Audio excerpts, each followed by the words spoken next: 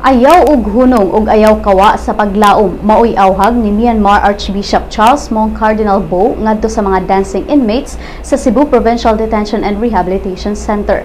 Kagahapon sa hapon, ang mga dancing inmates mi-perform atubangan ni Archbishop Bo ang papal legate sa International Eucharistic Congress ug sa ubang opisyal sa simbahan.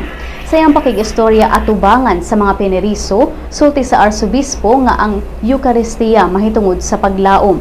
Nagampo sila alang sa ilang kaugmaon ug ang uban sa mga maayong mga tawo sa kaniadto nakasinati isab og kahadlok sama sa mga nasinati sa mga binilanggo. Apan ang nakalahi kanila, wala sila mawad-i og paglaom.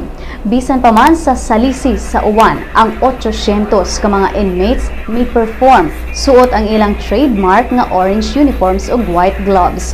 Una nilang gisayaw ang Michael Jackson hit song nga They Don't Care About Us ug ang official song sa IEC nga Christ in Us, Our Hope of Glory.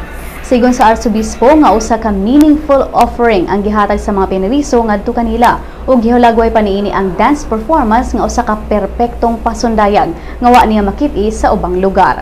Human sa iyang mensahe sa mga inmates, si Archbishop Bo ug ubang mga church officials minaog paingon sa quadrangle aron makiglamano sa mga CPDRC inmates. Matod ni Litor Granada, ang mayor de mayores sa prisuhan nga malipayon sila nga nalakip sa IEC activities ug mas nalipay silang dunay mga opisyal sa simbahan nga miduaw kanila sa prisuhan.